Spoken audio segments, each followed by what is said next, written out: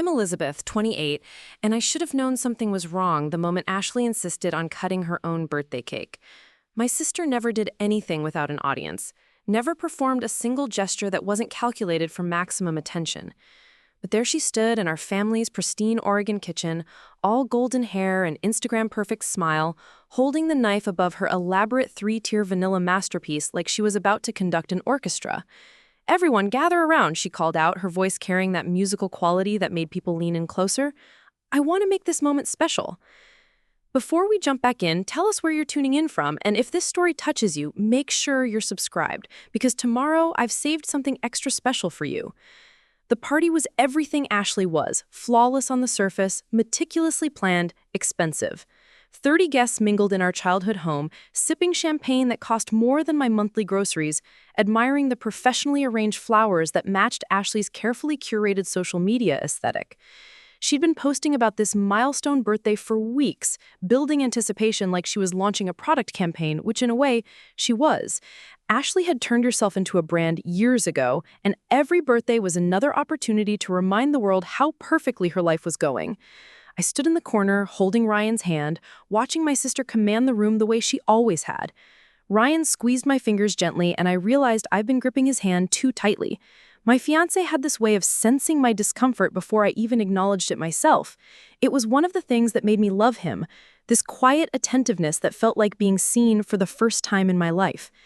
"You okay?" he whispered, his voice barely audible above Ashley's laugh. I nodded, though I wasn't sure why I felt so on edge. Maybe it was the familiar knot in my stomach that always formed at family gatherings, that anxiety that came from never quite knowing which version of Ashley would show up. The charming sister who told funny stories about my childhood mishaps, or the one who made cutting comments disguised as jokes that left me questioning my own worth for days afterward.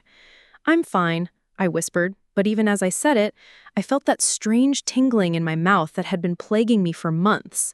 It was like tiny cuts on my tongue and gums, sharp little stings that came and went without explanation. My doctor had suggested stress from wedding planning, and I'd accepted that diagnosis gratefully. It was easier than admitting I didn't know what was wrong with my own body. Ashley positioned herself behind the cake, the knife glinting under the chandelier lights. She announced, "Before I make my wish, I want to thank everyone for being here to celebrate with me. 30 feels like such a milestone, doesn't it? The end of one chapter and the beginning of something even more amazing."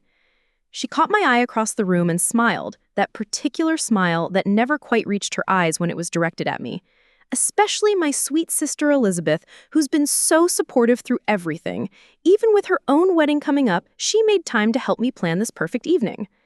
The room turned to look at me, and I felt heat rise in my cheeks. I hadn't helped plan anything. Ashley had orchestrated every detail herself, from the color-coordinated napkins to the carefully selected guest list that somehow managed to include all of her college friends, but none of mine. But I smiled and nodded anyway, playing my role in the family performance just like I always had. "Now," Ashley continued, raising the knife dramatically, "time to make my wish." She brought the knife down through the pristine white frosting, cutting a perfect slice that she placed on a delicate china plate. The cake looked beautiful inside, layers of vanilla sponge with what appeared to be some kind of berry filling. Ashley had always been particular about desserts, insisting on specific bakeries and custom flavors that cost a small fortune. "The birthday girl gets the first piece," she said, picking up a silver fork. "I've been looking forward to this all day." And then she took a bite. At first, nothing seemed wrong. Ashley chewed thoughtfully, her expression pleased as she savored what was clearly an expensive and expertly made cake. But then something shifted. Her face changed, confusion flickering across her features as her chewing slowed. "That's," she started to say, then stopped, her hand moving to her throat. I watched, confused, as Ashley's eyes widened with what looked like panic. She was still trying to chew, but something was clearly wrong. Her breathing became labored, and she started making small, distressed sounds. "Ashley?" Our mother, Patricia, rushed forward, her bank manager's composure cracking for the first time I could remember. But Ashley couldn't answer. She was choking now, really choking, her hands clawing at her throat as she tried to dislodge whatever was blocking her airway.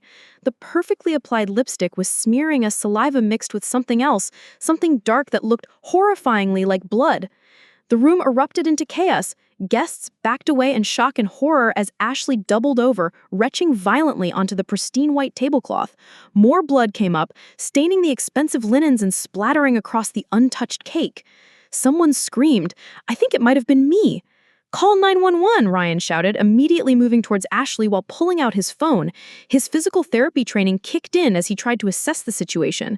But Ashley was convulsing now, her whole body racked with violent spasms as she struggled to breathe. That's when I saw them. Tiny, glittering fragments in the blood and vomit, catching the light like malicious confetti. Glass. There was glass in Ashley's mouth, in her throat, probably in her stomach.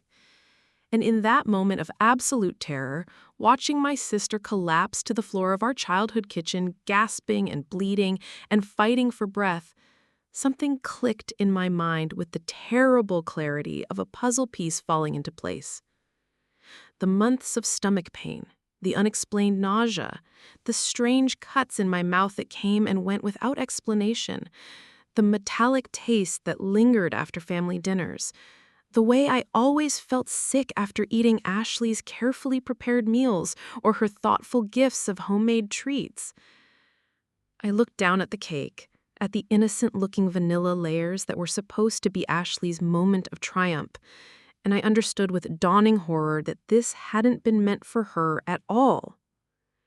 Caleb Harrison, Ashley's ex-boyfriend, who'd somehow made it onto the guest list despite their messy breakup 2 years ago, was kneeling beside the cake table. He was a chef at one of Portland's upscale restaurants, and his trained eye had caught what the rest of us missed in our panic. "There's glass in the cake," he said, his voice cutting through the chaos with professional calm. "Look, you can see the fragments in the frosting." The paramedics arrived within minutes, though it felt like hours.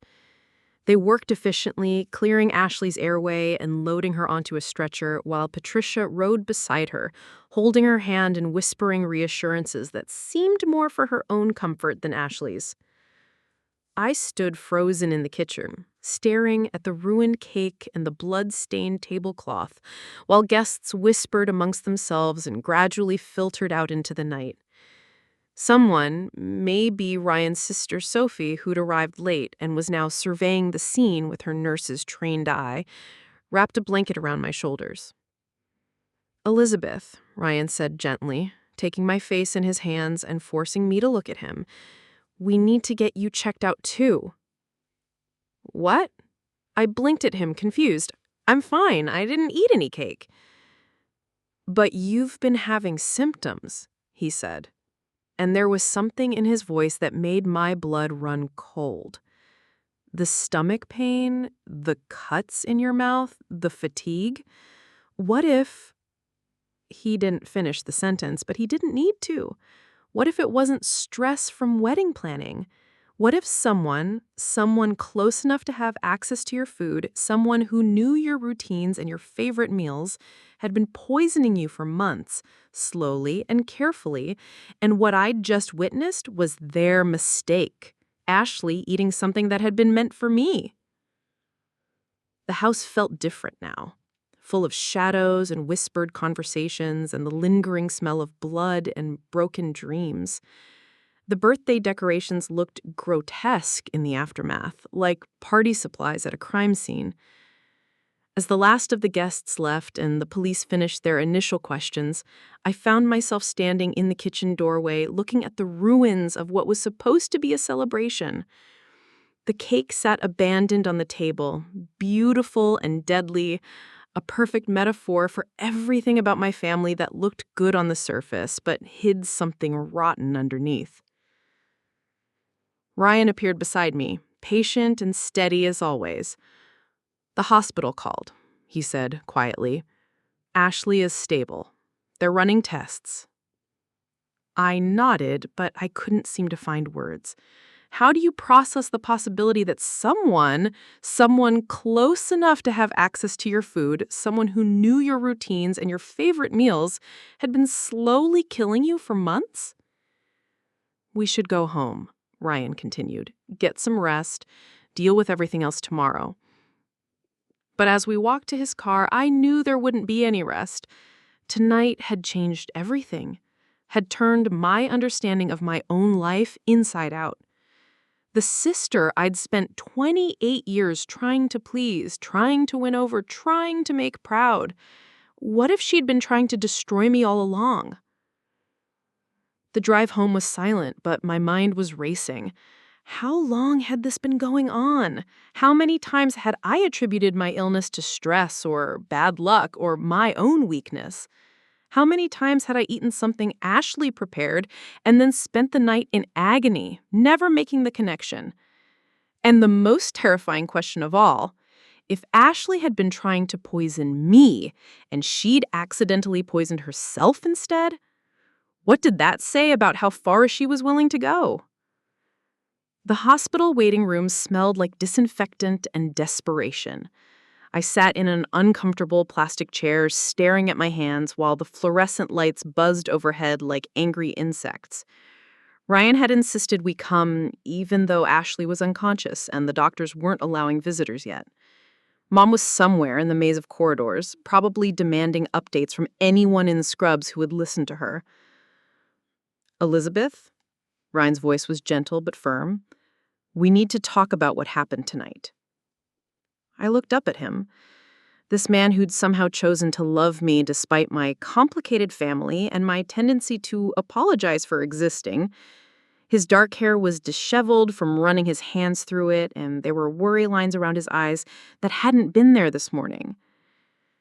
Ashley's going to be okay, I said automatically. The doctors said, I'm not talking about Ashley right now. He pulled his chair closer to mine, close enough that I could smell his cologne mixed with the stress sweat of the evening. I'm talking about you, about what we just witnessed and what it might mean. The thing about Ryan was that he noticed everything. It came from his work as a physical therapist, I think. The way he could observe a patient's gait or posture and immediately identify problems they didn't even know they had. But it was more than professional training. Ryan saw people, really saw them, in a way that most people couldn't or wouldn't. What do you mean? I asked, though part of me already knew. Instead of answering directly, he reached into his jacket pocket and pulled out a small notebook, the kind he usually used for patient observations. My stomach dropped as I realized what I was looking at. I've been documenting your symptoms for the past 4 months, he said quietly. Every time you got sick, every time you complained about stomach pain or those cuts in your mouth, I thought maybe if I tracked the patterns, we could figure out what was causing them. He opened the notebook, and I saw pages covered in his careful handwriting. Dates, times, descriptions of symptoms, even notes about what I'd eaten and when. It was detailed and thorough and absolutely horrifying. May 15th, severe stomach cramps after dinner at Ashley's house, he read. May 22nd, nausea and mouth pain following Ashley's homemade cookies. June 3rd, another bad night after the family barbecue where Ashley made her famous potato salad. Each entry hit me like a physical blow. I remembered those nights. Remembered curling up in bed with a heating pad, convinced I was developing some kind of chronic digestive disorder. I had started avoiding certain foods, thinking I might have developed allergies or intolerances. Ryan, I whispered, you can't be suggesting... June 18th, he continued, his voice steady but strained. You were violently ill after eating that care package Ashley sent to your apartment. You said it was probably food poisoning, but you were the only one who ate anything from that package. The notebook felt like evidence now, like proof of something too terrible to fully comprehend. Each date represented a night of pain, a morning of weakness, a day of wondering what was wrong with my body. July 4th, Independence Day barbecue. You ate one of Ashley's special brownies and ended up in the bathroom for 2 hours. July 20th, Ashley's dinner party. You had stomach pains so severe you couldn't sleep. I was seeing the pattern now, clear as daylight. Every incident coincided with eating something Ashley had prepared or brought. How had I not noticed? How had I been so blind to what was right in front of me? "Why didn't you say anything?" I asked, though part of me wanted to hear the answer. Ryan closed the notebook and took my hands in his. His palms were warm and steady, an anchor in the storm of realization that was building inside my chest. "Because I hoped I was wrong," he said simply. "Because the alternative was too horrible to consider. And because—" He paused, choosing his words carefully. "Because you love your family, even when they don't deserve it. I didn't want to be the one to destroy that for you." Before I could respond, the waiting room doors burst open and Sophie Mitchell strode in, still wearing her scrubs from her shift at Portland General. Ryan's sister had the kind of presence that commanded attention. Tall, confident, and with the no-nonsense attitude that came from dealing with medical crises on a daily basis. "I came as soon as I got your message," she said, settling into the chair across from us without preamble. "How's Ashley?" "I'm fine. I wasn't hurt." "Elizabeth," Sophie's voice cut through my automatic response. "Ryan told me about the symptoms you've been having. As a medical professional, I need you to be completely honest with me. How long have you been experiencing gastrointestinal distress, oral pain, and unexplained fatigue?" There was something about being questioned by a nurse that made lying impossible. Sophie had this way of asking medical questions that demanded clinical honesty, not social politeness. "About 6 months, maybe longer. It comes and goes." "And these symptoms, do they correlate with eating food prepared by specific family members?" The question hung in the air like a diagnosis I wasn't ready to hear. But as I thought about it, really thought about it for the first time, the answer became unavoidable. "Yes," I whispered, "they do." Sophie exchanged a look with Ryan, one of those silent communications that siblings develop over years of shared experience.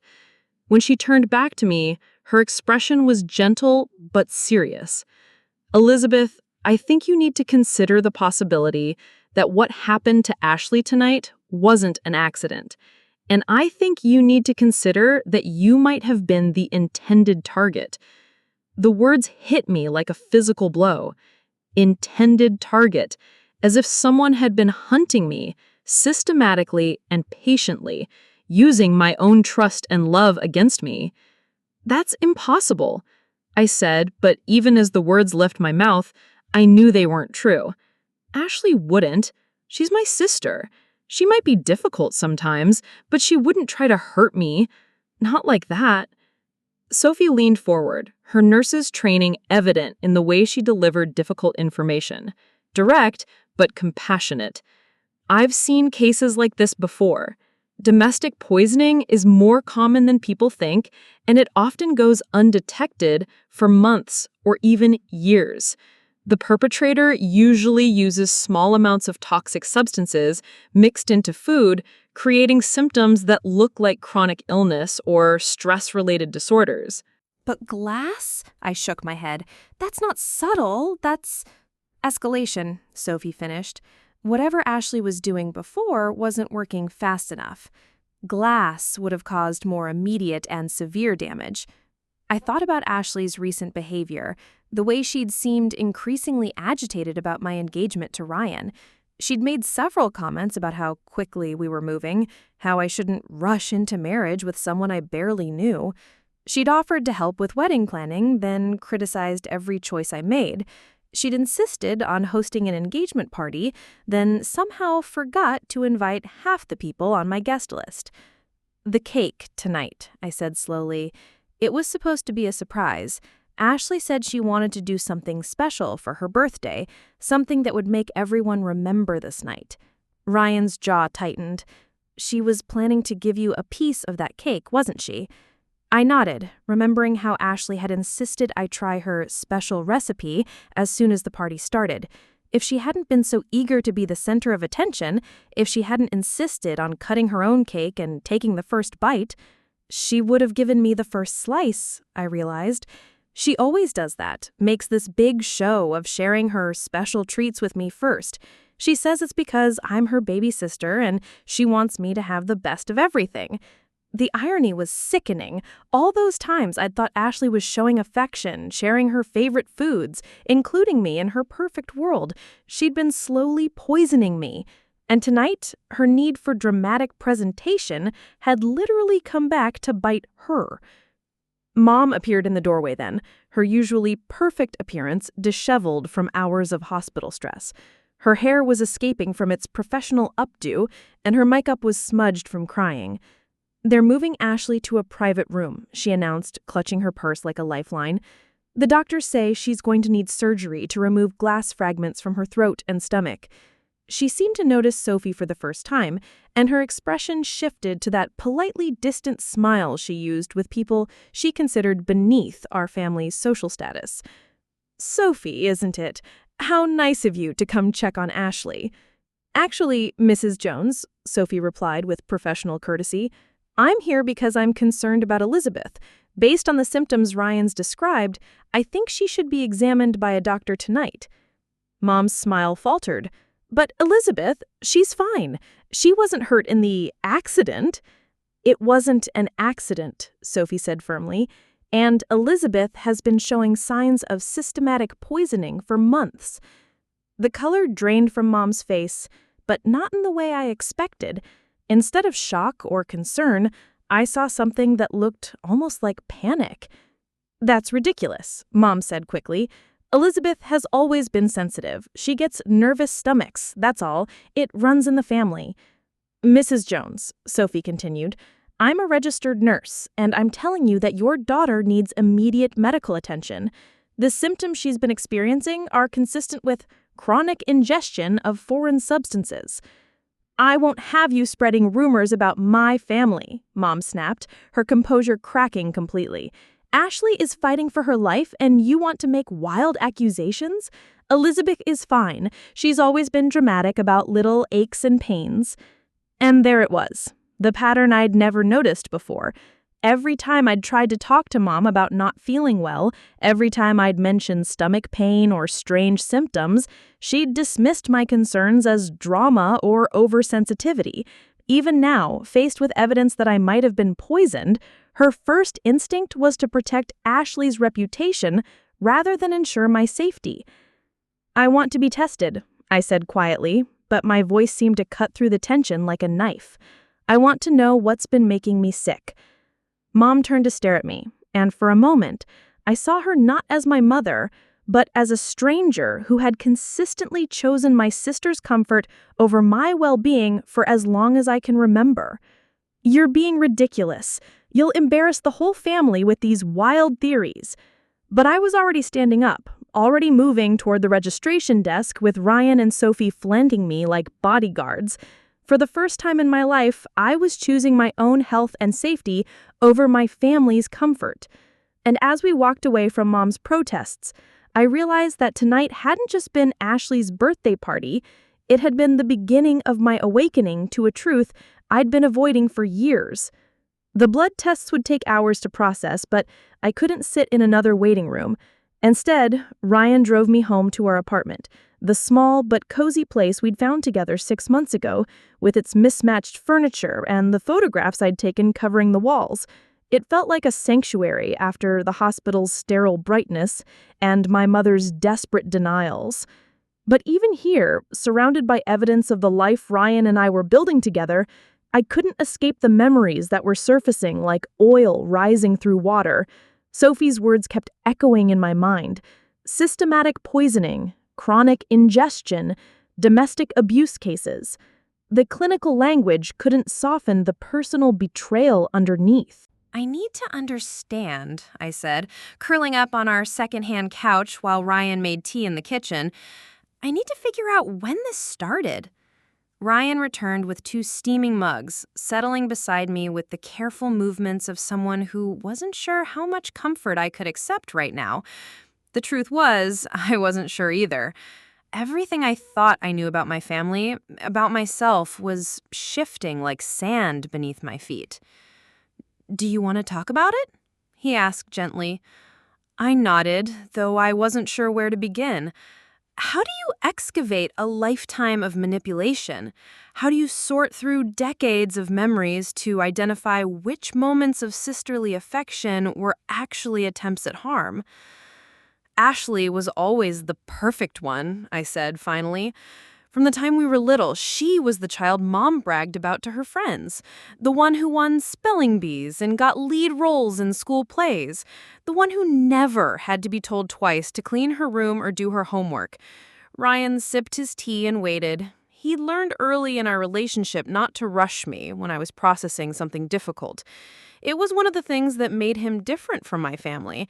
He actually listened without trying to fix or dismiss or redirect the conversation. I was the easy one. That's what everyone always said.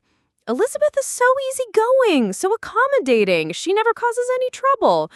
What they meant was that I learned early not to compete with Ashley, not to demand attention or recognition or even basic fairness. The memories were coming faster now, triggered by the evening's revelations. I could see them with new clarity, patterns I'd never recognized before. When I was 7 and Ashley was 9, I entered a photography contest at school. I'd been taking pictures with this old camera Dad gave me. Nothing fancy, just snapshots of birds and flowers in our backyard. But I loved it, you know? It felt like something that was just mine. Ryan set down his mug and turned to face me fully, giving me his complete attention in that way that still surprised me sometimes. I won second place, I said. And even now, more than 20 years later, I could remember the excitement I had felt holding that ribbon. I was so proud. I ran home to show Mom and Ashley, practically bursting with joy.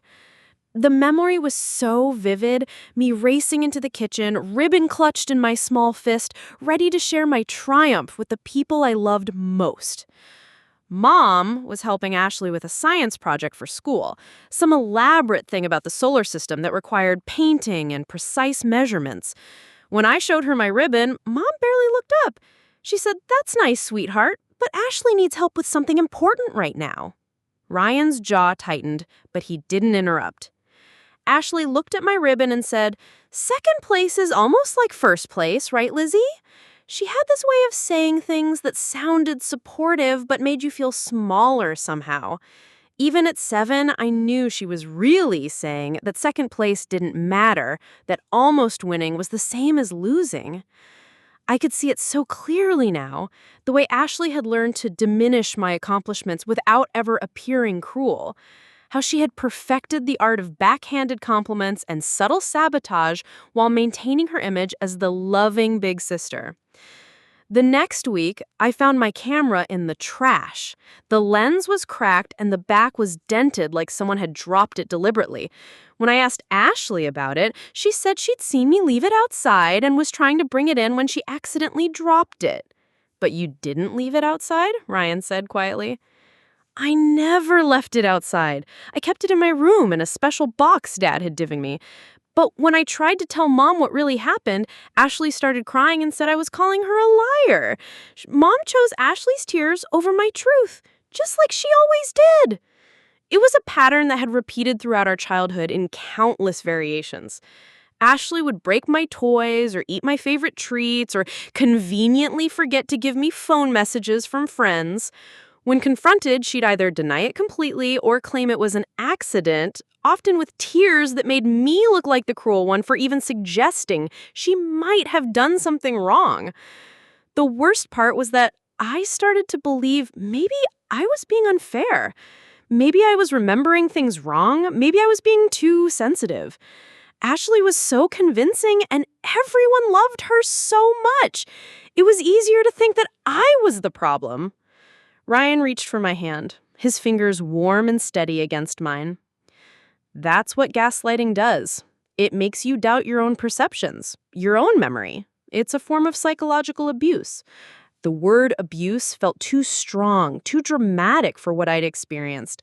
But as I thought about it, about the years of having my reality questioned and my concerns dismissed, I realized that's exactly what it had been.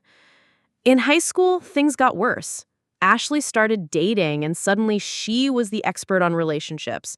She'd critique my clothes, my hair, the boys I had crushes on. She had this way of making suggestions that were really criticisms. I remember the time I was excited about a date with a boy from my chemistry class.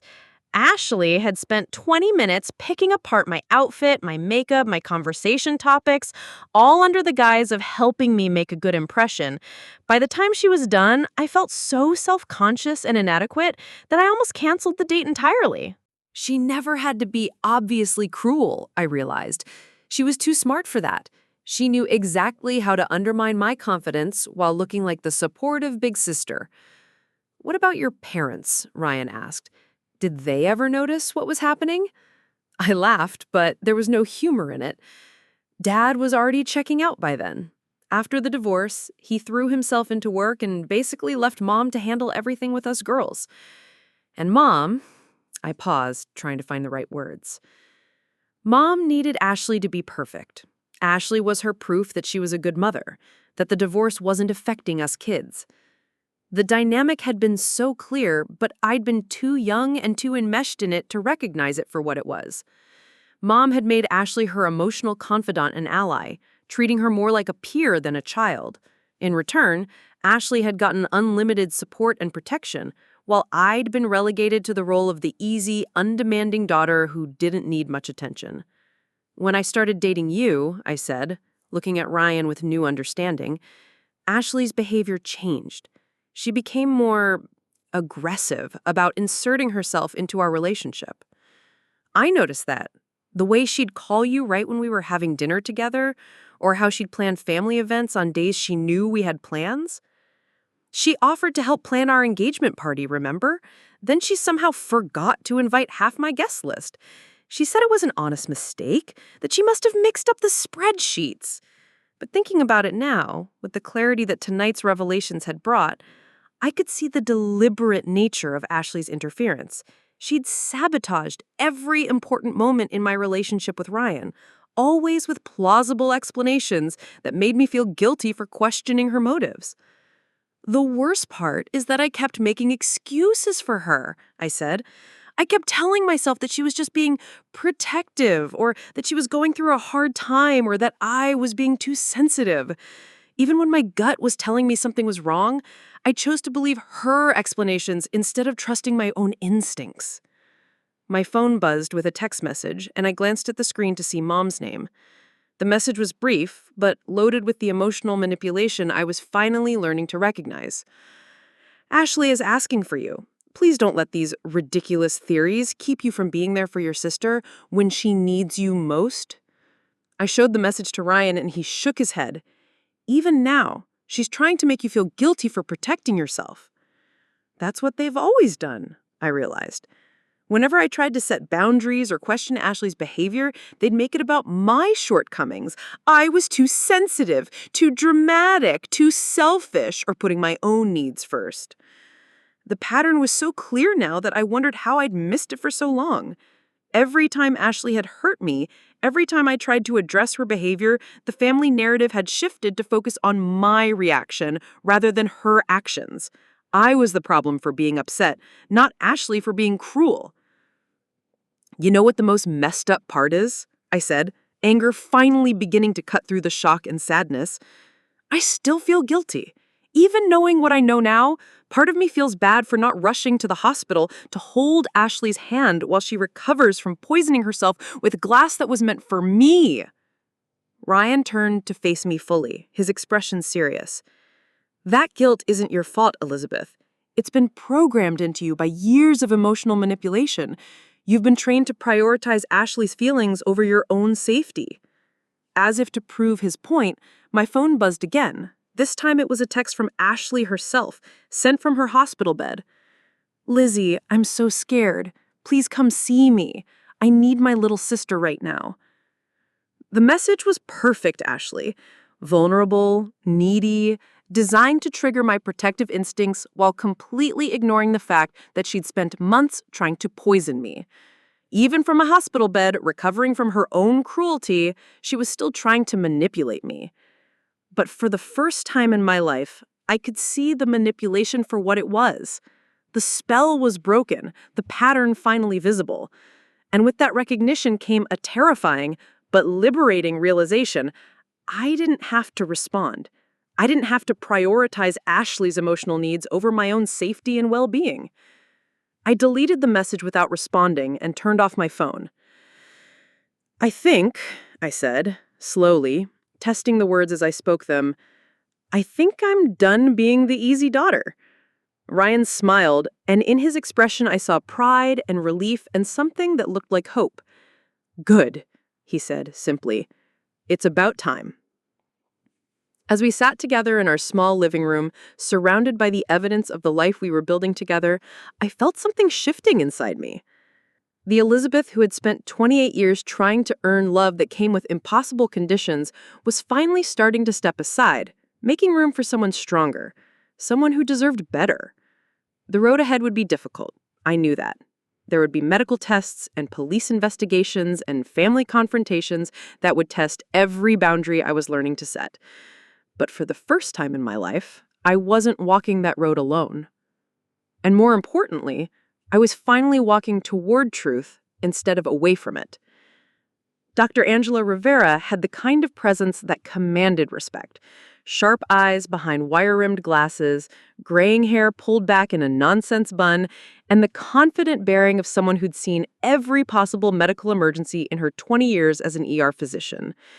When she emerged from Ashley's room at 6 a.m, her expression was grim. "Ms. Jones," she said, addressing me directly while my mother hovered nearby with red-rimmed eyes, "I need to speak with you about your sister's condition." We followed her to a small consultation room that smelled like industrial coffee and disinfectant. Dr. Rivera closed the door and turned to face us with the careful deliberation of someone delivering news that would change everything. "Your sister has multiple lacerations in her throat and esophagus, consistent with ingesting sharp foreign objects," she began. "We've removed 17 pieces of ground glass from her stomach during surgery, ranging in size from tiny fragments to pieces nearly a quarter-inch in diameter." My mother gasped, her hand flying to her throat. "Glass? But how was that possible? The cake came from Morrison's Bakery. They're the best in the city." "Mrs. Jones," Dr. Rivera said patiently, "the glass wasn't baked into the cake. It was added afterward, mixed into the frosting in a very specific pattern. Based on the distribution, whoever did this knew exactly which slice would contain the highest concentration of fragments." The room felt like it was spinning. I gripped the armrest of my chair, trying to process what she was saying. Someone had deliberately contaminated Ashley's birthday cake with glass, targeting a specific slice, the slice that under normal circumstances would have been mine. "I don't understand," my mother said, her voice rising with panic. "Are you saying someone tried to hurt Ashley deliberately?" "I'm saying someone tried to hurt someone deliberately," Dr. Rivera replied, her gaze shifting to me. "Ms. Jones, your fiancé mentioned that you've been experiencing similar symptoms. I strongly recommend we run some tests." Before I could respond, there was a knock on the door. A woman in a dark blazer entered, her badge visible on her belt. She was maybe 40, with auburn hair, and the kind of steady gaze that suggested she'd heard every lie people could tell. "I'm Detective Rachel Murphy," she said, shaking hands with each of us in turn. "I specialize in domestic violence cases, and I'll be investigating this incident." "Domestic violence?" my mother's voice cracked. "Detective, there's been some mistake. This is a family matter, an accident with a defective cake." Detective Murphy's expression didn't change. "Mrs. Jones, deliberate poisoning is a form of domestic abuse, and based on the evidence we've collected, this was no accident." She opened a small notebook and consulted it briefly. "I understand there's reason to believe that Ms. Elizabeth Jones may have been targeted for systematic poisoning over several months." "That's ridiculous," my mother said quickly. "Elizabeth has always been prone to nervous stomachs. She's sensitive, that's all." "Mrs. Jones," Detective Murphy said firmly, "I need you to speak with Elizabeth privately about her medical history. These conversations can be difficult for family members to hear." My mother looked like she wanted to argue, but something in Detective Murphy's tone brooked no opposition. With a final worried glance at me, she left the room. Elizabeth, Dr. Rivera said once we were alone, I need you to be completely honest with me. How long have you been experiencing gastrointestinal distress, oral pain, and fatigue? About 6 months, I admitted. Maybe longer. Ryan's been keeping track. He has a notebook with dates and symptoms. Detective Murphy leaned forward. Can you think of any correlation between these symptoms and contact with specific family members? The question hung in the air like a loaded gun. Saying it out loud would make it real, would transform my suspicions into an official investigation. But looking at these two women, one dedicated to healing, the other to seeking justice, I realized I couldn't protect Ashley anymore. Yes, I said quietly. The symptoms always followed eating food that Ashley prepared or brought to me. Dr. Rivera and Detective Murphy exchanged a look that confirmed what I already suspected. This wasn't the first case like this they had encountered. I'd like to run a full toxicology panel, Dr. Rivera said. Blood work, hair samples, and even examination of any food items Ashley may have given you recently. We'll also need to examine the crime scene, the kitchen where the party took place, any remaining cake, and the serving utensils used. As if summoned by our conversation, there was another knock on the door. This time, it was Caleb Harrison, Ashley's ex-boyfriend, looking exhausted but determined. I'm sorry to interrupt, but I have information you need to hear. Detective Murphy gestured for him to sit. Go ahead, Mr. Harrison. Caleb took a deep breath. I dated Ashley for 2 years, and during that time, I noticed things. Strange things about how she behaved around Elizabeth. What kind of things? Detective Murphy asked, her pen poised over her notebook. Ashley was obsessed with Elizabeth's diet. She always insisted on cooking for family gatherings, always made sure Elizabeth got specific portions of food. She'd watch Elizabeth eat with this intense focus, like she was waiting for something to happen. My stomach clenched as he continued. There were times when Elizabeth would get sick after eating Ashley's food, and Ashley would seem almost pleased. She'd make these comments about how Elizabeth had a delicate constitution or how stress was affecting her health. Did you ever witness Ashley tampering with food? Detective Murphy asked. Caleb hesitated. Not directly, but there was one incident about 6 months ago. Elizabeth had come over for dinner, and Ashley was in the kitchen finishing the dessert. When I walked in, she was grinding something with a mortar and pestle, said it was a special spice blend for the creme brulee. What kind of grinding motion? Dr. Rivera asked. Hard, aggressive grinding. And when she saw me watching, she got defensive, said I was making her nervous, and asked me to leave the kitchen. Detective Murphy made several notes. Anything else? Elizabeth got violently ill that night, Caleb said, looking at me with genuine regret. She was in the bathroom for hours, and Ashley kept saying it must have been something Elizabeth ate earlier in the day. The pieces were falling into place with horrifying clarity. Every mysterious illness, every unexplained symptom, every time I'd blamed stress or bad luck. Ashley had been systematically poisoning me for months. There's something else, Caleb continued. My cousin Jordan was at the party last night. He works in cybersecurity and has this habit of setting up security cameras at family events to catch candid moments. He thinks he might have footage of Ashley preparing the cake. Detective Murphy's eyes sharpened. We'll need to see that footage immediately. As arrangements were made to collect evidence and Jordan's security footage, I submitted to Dr. Rivera's blood tests and examinations. The process felt surreal. Having my hair clipped for samples, watching vials of my blood disappear into a lab that would tell me definitively whether my own sister had been trying to kill me. How long before we know? I asked Dr. Rivera as she labeled the final vial. 48 hours for preliminary results, she said. But Elizabeth, based on your symptoms and the timeline Mr. Harrison described, I'm confident we're going to find evidence of foreign substances in your system. The confirmation I'd been dreading felt oddly liberating. For months, I'd questioned my own body, wondered if I was weak or dramatic or imagining things. Now I would have proof that my suffering had been real, deliberate, and criminal. But as Detective Murphy prepared to leave for the crime scene investigation, my phone buzzed with a text from my mother. The whole family is rallying around Ashley. We need to present a united front during this difficult time. Even now, even with evidence mounting that Ashley had tried to poison me, my mother's first instinct was to circle the wagons and protect the family image. The pattern that had governed my entire life, Ashley's needs above all else, family reputation above truth, was still operating at full strength.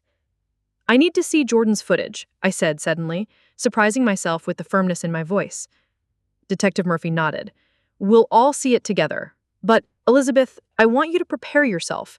If this footage shows what we think it shows, there is no going back. This will become a criminal case, with all the publicity and family disruption that entails." I thought about my mother's text, about the years of being dismissed and gaslit, about the months of mysterious illness that had made me question my own sanity. Then I thought about the glass fragments Dr. Rivera had removed from Ashley's throat, glass that had been meant for me. "I'm ready," I said, and for the first time in my life, I truly meant it. By the time we arrived at my childhood home, it had been transformed into a fortress of family solidarity. Cars lined the circular driveway.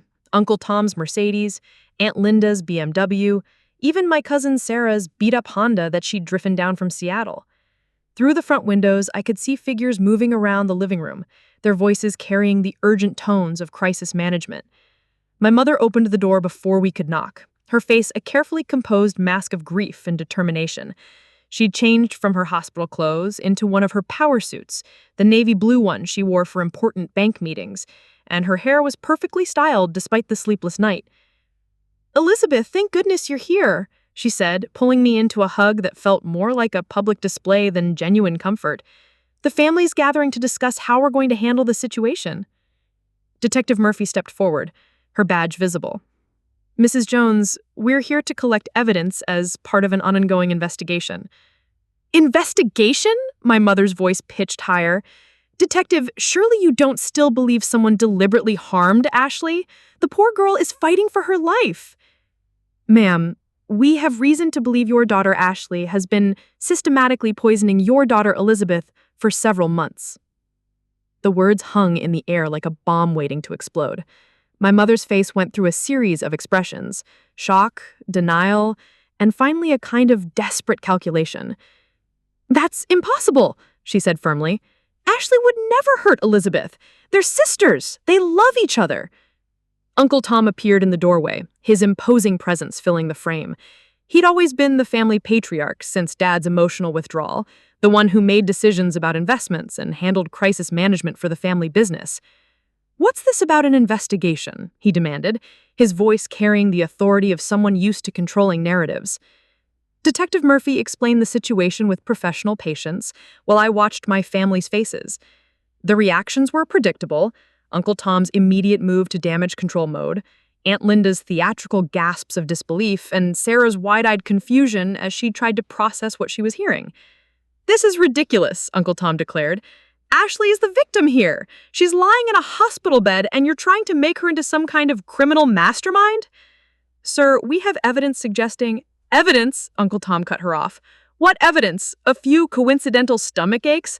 Elizabeth has always been delicate. She gets nervous about everything: job interviews, family gatherings, her upcoming wedding. Of course she's been having digestive issues." The familiar narrative was already taking shape. Elizabeth, the dramatic one. Elizabeth, the oversensitive one. Elizabeth, whose concerns could be safely dismissed in favor of protecting Ashley's reputation. "Where's Jordan?" I asked, looking around the crowded room. I need to speak with him about the security footage. "Jordan had to leave," my mother said quickly. "Something about a work emergency." Detective Murphy's expression sharpened. "Mrs. Jones, I need to speak with Jordan Williams about potential evidence in this case. Do you have his contact information?" "I'm sure it was nothing important," Aunt Linda interjected. "Jordan's always been obsessed with those cameras of his. He probably just recorded people eating cake." But something in their tone, too casual, too dismissive, made me realize they already knew what was on that footage. The family had seen it, processed it, and decided to circle the wagons anyway. "We need to see that footage," Detective Murphy said firmly. I think you people are forgetting something important here, Uncle Tom said, his voice taking on the threatening tone he used in business negotiations. This family has significant standing in this community. We won't be subjected to a witch hunt based on speculation and coincidence. Mr. Jones, Detective Murphy replied evenly, obstruction of a police investigation is a serious crime. If your family is hiding evidence, we're not hiding anything, my mother interrupted. We're protecting our family from false accusations that could destroy innocent lives. The double meaning wasn't lost on me. They weren't just protecting Ashley. They were protecting themselves from the scandal of having raised a would-be murderer. The family's reputation mattered more than my safety, more than justice, more than truth. That's when my phone rang. Jordan's name appeared on the screen, and I answered immediately, putting it on speaker before anyone could stop me. Elizabeth. Jordan's voice came through clearly. I'm at the police station. I brought copies of the security footage. You need to see this. The room fell silent. Every face turned toward the phone with expressions ranging from panic to resignation. What's on the footage, Jordan? I asked, though part of me already knew.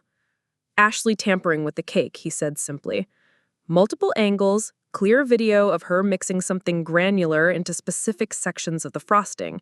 And, Elizabeth, there's more. I've been reviewing footage from other family gatherings. She's been doing this for months. Uncle Tom moved toward me, his hand reaching for my phone. Elizabeth, don't do this. Think about what you're destroying. Think about Ashley's future, her career, her life. What about my life? I asked, stepping back. What about the months I spent thinking I was going crazy? What about the wedding I almost postponed because I thought I had some kind of chronic illness? You're fine, my mother said desperately. You're perfectly healthy. A few stomach aches don't justify destroying your sister's life. Mrs. Jones, your daughter has been systematically poisoned with ground glass. This isn't about stomach aches. This is about attempted murder. The word murder hung in the air like a death sentence. I watched my family's faces as they processed the legal reality of what Ashley had done, what they were asking me to cover up. She's sick, my mother said finally, tears starting to fall. Ashley must be sick. People don't do things like this unless they're mentally ill. She needs help, not prison. Then she should have gotten help before she tried to kill her sister, Detective Murphy said bluntly. Aunt Linda stood up, her face flushed with indignation. How dare you speak about our family this way? Ashley made one mistake. One mistake was months of deliberate poisoning? One mistake was watching me suffer and doing nothing? One mistake was escalating to ground glass when the smaller doses weren't working fast enough? Elizabeth, lower your voice, Uncle Tom commanded automatically. No. The word came out with a force that surprised even me. I won't lower my voice. I won't make this easier for you. Ashley tried to murder me, and your first instinct is to protect her from the consequences. My mother reached for me, her expression pleading. Sweetheart, think about what this will do to the family. Think about your father's business, your cousin's reputations. Do you really want to destroy all of that? And there it was. The manipulation I'd been subjected to my entire life. My pain, my safety, my very life was less important than the family's image. Even now, faced with evidence of attempted murder, they wanted me to prioritize their comfort over my justice. The family destroyed itself, I said quietly. When you chose Ashley over me for the 1,000th time, when you decided her feelings mattered more than my life. I turned to Detective Murphy. I want to press charges, full charges, whatever that means. Elizabeth, no, my mother whispered, but I was already walking toward the door. We'll need that security footage from Jordan, Detective Murphy said, following me outside. As we left the house where I'd grown up, where I'd learned to make myself small and accommodating and easy, I could hear raised voices behind us, arguments about lawyers and damage control and how to spin this for the media. But their voices were getting smaller instead of mine for the first time in my life. Jordan's security footage played on the detective station's conference room television like a horror movie where I was the intended victim. The timestamp showed 3 hours before the party when Ashley thought she was alone in the kitchen with her deadly birthday cake. I set up cameras in 3 different locations, Jordan explained, his tech-savvy precision evident in the multiple angles he'd captured. I wanted to document the whole party for a family video. Detective Murphy, Ryan, and I watched in horrified silence as Ashley moved methodically around the kitchen. She looked beautiful, even in the grainy security footage. Perfectly styled hair, designer dress, the confident movements of someone accustomed to being the center of attention. But her actions told a different story. "Here," Jordan said, advancing the footage to timestamp 1532. "Watch your hands." Ashley was standing beside her elaborate 3-tiered cake, a small glass bowl in her hands. Even through the security camera's lens, we could see tiny, glittering fragments, ground glass that caught the kitchen's overhead lights like malicious confetti. "She's being very deliberate about where she places it," Detective Murphy observed, leaning closer to the screen. "Look at how she's concentrating on specific sections of the frosting." Ashley was indeed focused, her usual camera-ready smile replaced by intense concentration as she mixed the glass fragments into precise areas of the cake. She worked methodically, testing the texture with her finger, adding more glass to certain sections until she achieved whatever distribution she was aiming for.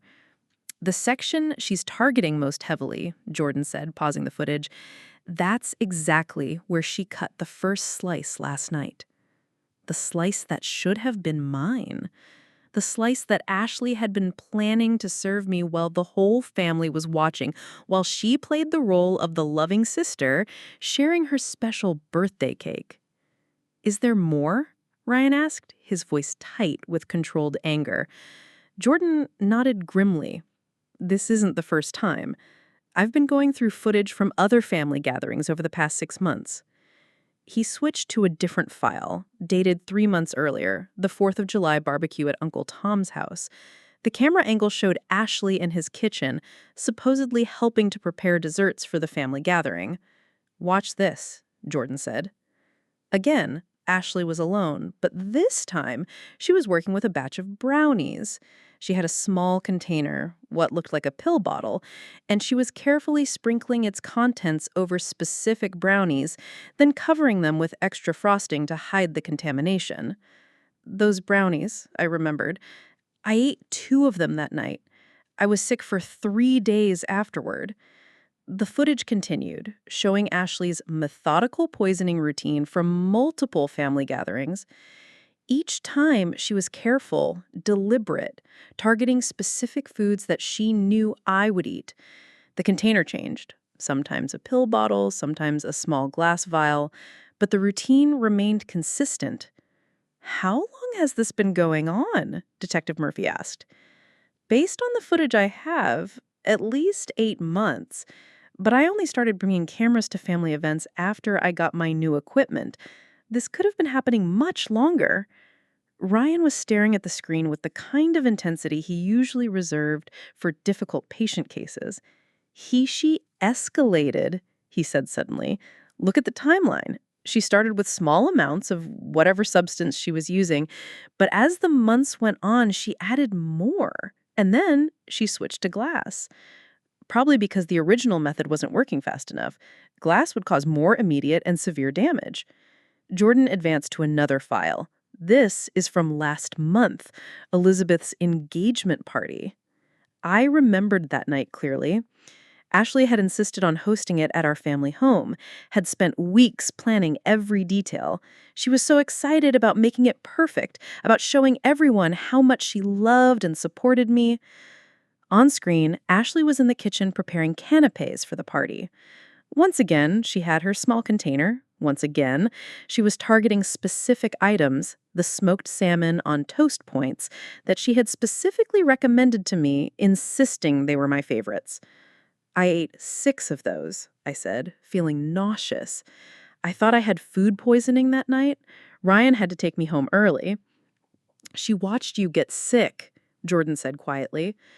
"I have footage of that too. She was watching you from across the room when you started feeling ill, and she looked satisfied. Detective Murphy paused the video.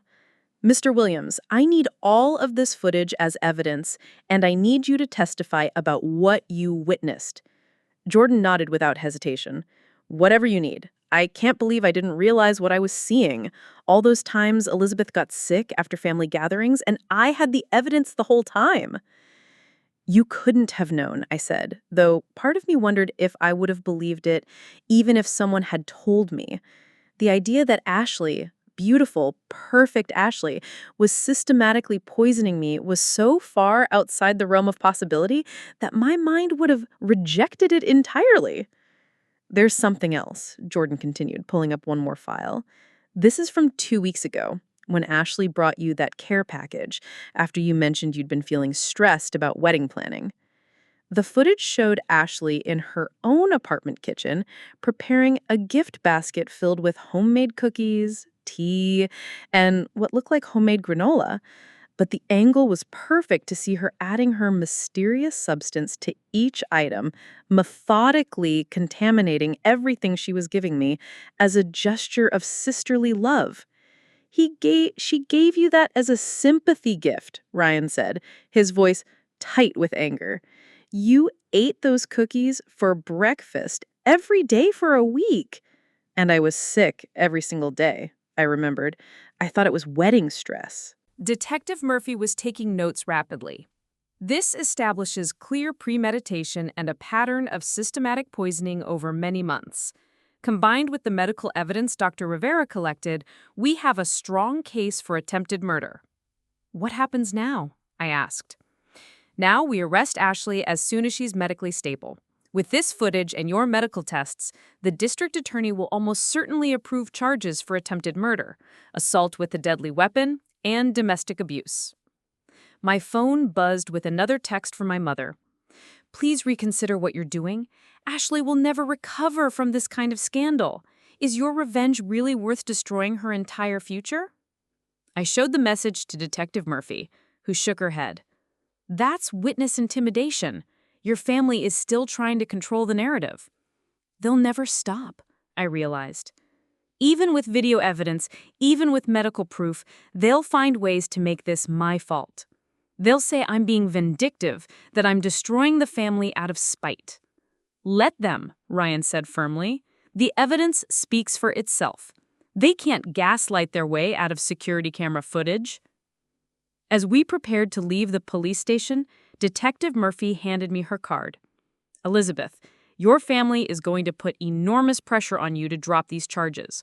They're going to use guilt, threats, emotional manipulation, every tool they have to make you back down. I know, I said. They've been doing it my whole life. The difference is that now you have evidence. Now you have proof that their version of reality is a lie constructed to protect Ashley at your expense. When they try to make you doubt yourself, remember what you've seen today. Looking at Jordan's footage, seeing the cold calculation in Ashley's face as she prepared to poison me, I realized that the sister I'd spent 28 years trying to please had never existed. The Ashley I'd loved was a carefully constructed fiction, a mask worn by someone capable of attempting murder while smiling and calling me her beloved baby sister. The evidence had set me free, but freedom came with a price. I was about to lose my entire family, about to become the villain in their story of poor, misunderstood Ashley, whose life was ruined by her jealous, vindictive sister. But as Ryan took my hand and we walked out into the afternoon sunlight, I realized I was finally walking toward truth instead of away from it. And for the first time in my life, that felt like enough. The county jail visiting room smelled like industrial disinfectant and desperation. Ashley sat across from me in an orange jumpsuit, her golden hair pulled back in a messy ponytail, dark circles under her eyes that had always been perfectly made up. Even without makeup, even in jail clothes, she was still beautiful. But now I could see something else underneath, something cold and calculating that I'd somehow missed for 28 years. "Lizzie," she said, her voice breaking with practiced emotion, I can't believe you actually came. Mom said you might not. I stayed silent, watching her perform, because that's what this was. Another performance, another manipulation designed to make me feel guilty for pursuing justice. I've been thinking about what happened, about how confused I must have been, how stressed about turning 30. I think I might have been having some kind of breakdown. The lies came so easily to her, wrapped in vulnerability and designed to trigger my protective instincts. But for the first time in my life, I could see the manipulation for what it was. I saw the security footage, Ashley, I said quietly. Her tears stopped instantly. For just a moment, her mask slipped completely, and I saw pure rage flash across her features before she composed herself again. That footage doesn't show what you think it shows, she switched tactics. I was adding special ingredients to make things extra delicious for you. You've always been so sensitive about your health, and I wanted to help you. Ground glass isn't a special ingredient. Ashley leaned forward, her eyes hardening. You always had to be the victim, didn't you, Lizzie? Poor, delicate Elizabeth who can't handle anything. Do you have any idea how exhausting it is being your sister? Having to watch every word, walk on eggshells around your feelings? There it was, the real Ashley, finally dropping the mask completely. You got engaged first, she continued, her voice rising. You, with your mediocre job and your boring little life. You don't deserve happiness. You don't deserve Ryan. You don't deserve anything. The venom in her voice was breathtaking, but also liberating. This was the truth I'd been afraid to see for years. Ashley didn't love me. She never had. I was just an obstacle to her being the perfect daughter, the perfect sister, the perfect everything. Thank you, I said, standing up. For what? She snarled. For finally being honest.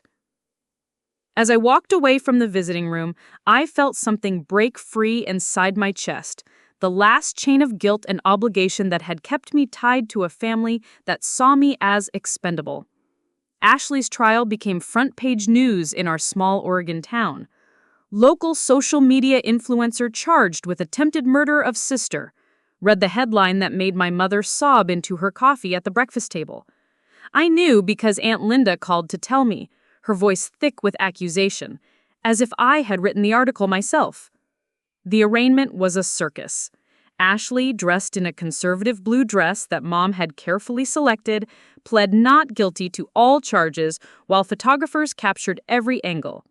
Her lawyer, expensive, hired by Uncle Tom, spun a narrative of mental illness and family dysfunction that somehow made me the real villain. My client was suffering from severe depression and anxiety, he told the cameras. The pressure of maintaining family harmony while dealing with her own struggles led to a tragic breakdown in judgment. Mom held a press conference on our front lawn, tears streaming down her perfectly made-up face. Ashley is sick, she told the reporters. She needs treatment, not punishment. Elizabeth is destroying this family with her vindictive pursuit of charges. But the security footage was damning. When Jordan's videos played in court, showing months of deliberate poisoning, even Ashley's expensive lawyer couldn't explain it away. The jury saw what I had finally learned to see, calculated cruelty disguised as sisterly love. The conviction came with a 12-year sentence. Ashley would serve at least 8 years before being eligible for parole. Uncle Tom's business lost several major clients. Aunt Linda stopped speaking to me entirely. Christmas dinner had 4 people instead of 20, and even those conversations were strained and careful. Dad called for the first time in months. I'm proud of you, he said simply. I should have protected you better. Mom blamed me for everything. The trial, the publicity, the family social exile. You could have handled this privately, she said during our last conversation. You didn't have to destroy us all. But I was done being destroyed by their need to protect Ashley's image. 6 months after the trial, Ryan and I moved to a small house across town, far enough from my childhood home to feel like a fresh start. My therapy sessions with Dr. Patricia Chen, no relation to my family, thankfully, helped me understand how decades of gaslighting had trained me to doubt my own perceptions. Healing isn't linear, she reminded me during one particularly difficult session. Some days you'll feel strong and clear. Other days you'll miss the family you thought you had. She was right. There were days when I desperately wanted to call Mom, to try one more time to make her understand. But then I'd remember Ashley's face in that visiting room, the pure hatred when her mask finally slipped, and I'd remember why boundaries were necessary. Sophie became the sister I'd never had, protective, honest, supportive without conditions. She helped me understand that real family doesn't require you to set yourself on fire to keep others warm. Ryan's parents welcomed me completely, treating me like a daughter rather than an in-law. The physical healing took time too. My digestive system slowly returned to normal as the months of glass consumption worked its way out of my system. The cuts in my mouth healed. My energy returned. I started taking photographs again. Real pictures of imperfect, beautiful things that reminded me joy was possible. I also started volunteering at a domestic violence shelter, helping other women recognize the signs of abuse that I'd missed for so long. My story, published in the local newspaper after the trial, brought several women forward with their own experiences of family poisoning and systematic abuse. "You saved my life," one woman told me. "I thought I was going crazy, but after reading about your case, I got tested. My husband had been putting drain cleaner in my coffee for months." These conversations reminded me that speaking truth, even when it's painful, even when it destroys relationships, can be the difference between life and death.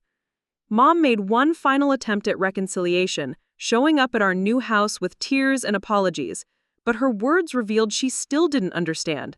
She was sorry I'd been hurt, but she still believed Ashley was more victim than perpetrator. "I can't have a relationship with someone who refuses to see reality," I told her gently. "When you're ready to acknowledge what Ashley did, we can talk." As she drove away, I felt sad but not guilty. The Elizabeth who would have chased after her, who would have apologized for setting boundaries, was gone. In her place was someone stronger, someone who understood that real love doesn't come with conditions or threats or the need to stay small. 1 year later, I stood in the courthouse wearing a simple white dress, watching Ashley being led away in handcuffs for violating her parole. She'd written threatening letters from prison, still unable to accept responsibility for her actions. "Final justice," Detective Murphy said, shaking my hand afterward. That afternoon, Ryan and I exchanged vows in his parents' backyard, surrounded by chosen family and the few blood relatives who'd supported truth over comfort. Sophie was my maid of honor. Jordan walked me down the aisle. As we danced to our first song as husband and wife, I thought about the girl who'd spent 28 years trying to earn poisonous love. She was gone, replaced by someone who understood that real love doesn't come with conditions or threats or the need to stay small. My phone buzzed with a text from an unknown number, another abuse survivor who'd read my story and found the courage to seek help. Some families are born, others are chosen. I'd finally learned the difference. Up next, you've got 2 more standout stories right on your screen. If this one hit the mark, you won't want to pass these up. Just click and check them out. And don't forget to subscribe and turn on the notification bell so you don't miss any upload from us.